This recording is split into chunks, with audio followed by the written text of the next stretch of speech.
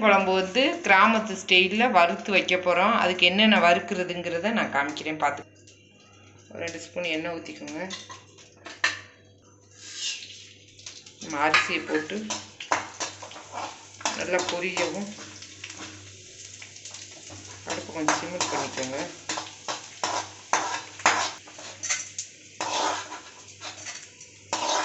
அரிசி நல்லா பொரியவும் அரிசி எடுத்துட்டு வத்தல் போட்டுக்கோங்க. காரத்தக்கனை போட்டுக்கோங்க. நான் கொஞ்சம் காரமாக வேணும்ட்டு ஒரு 10 வத்தலுக்கு மேலே போட்டிருக்கேன். உங்களுக்கு எவ்வளோ காரமோ அது தக்கனை போட்டு பொன்னிறமாக வந்தோடனையும் வத்தலை எடுத்துருங்க. நல்லா இந்த மாதிரி கலரில் இருக்கணும். கொஞ்சம் எண்ணெய் கம்மியாக இருக்குது, கொஞ்சம் யூஸ் பண்ணிடுங்க. மல்லி ஒரு 2 ஸ்பூன் போட்டுக்கோங்க. 2 ஸ்பூன் மல்லி போட்டுக்கோங்க.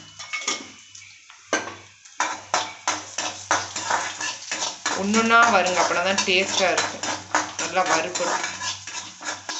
மல்லியை வந்து வறுத்து எடுத்தாச்சு. இப்போ நான் ஒரு 2 ஸ்பூன் ஜீரகம் போட்டுக்கோங்க. ஜீரகத்தையும் நல்லா பொரியிற அளவு வறுத்துருங்க.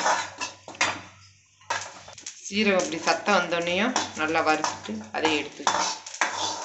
ஒரு 1/4 ஸ்பூன் மிளகு, கார டேஸ்ட்டு 1/4 ஸ்பூன் போடுங்க மிளகு. மசாலா வறுத்து வச்சது, அதோட பெருஞ்சீரகம் 1 ஸ்பூனு, 3 கிராமு, கொஞ்சம் சின்ன வெங்காயம், பட்டை இதெல்லாம் போட்டு இதை தனியாக அரைச்சி வச்சுட்டு தேங்காய் கொஞ்சம் போட்டு இதோட அரைச்சிக்கோங்க. அரைச்சிட்டு இப்போ நம்ம எப்படி குழம்பு கூட்டி வைக்கிறதுங்கிற காமிக்கிறேன். வந்து வதக்கி விட போகிறோம்.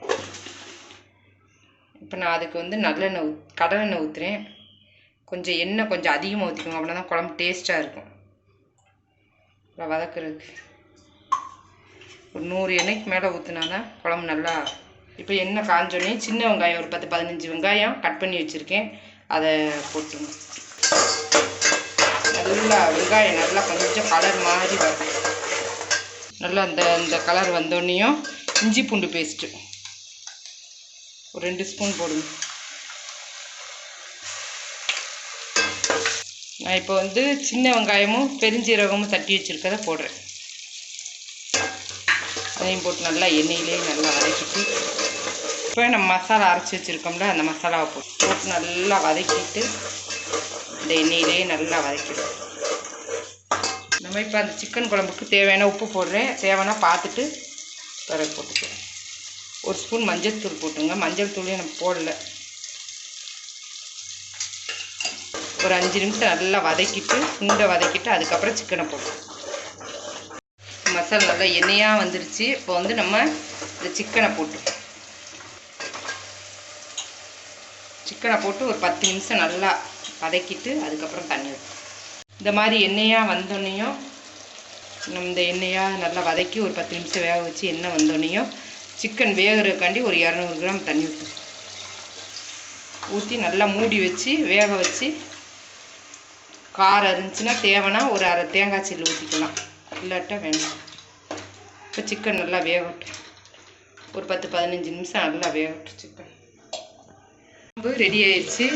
இப்போ நல்லா எண்ணெயாக வந்துடுச்சு. ஸ்டவ் ஆஃப் பண்ணிவிட்டு தாளிச்சிட வேண்டியது. நான் தாளிக்க போகிறேன். கொஞ்சம் நல்லெண்ணெய் ஊற்றி தாளிச்சு விட்டுருக்கேன்.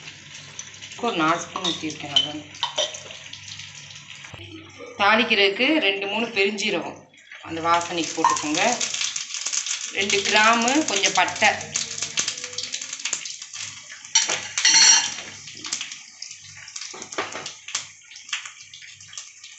கொஞ்சம் போல வெங்காயம் போடும்.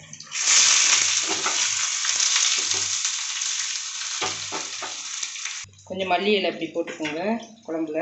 இப்போ நம்ம தாளிச்சதை ஊற்றிட வேண்டியது. இப்போ நம்ம அரைச்சி வச்ச சிக்கன் குழம்பு ரெடி.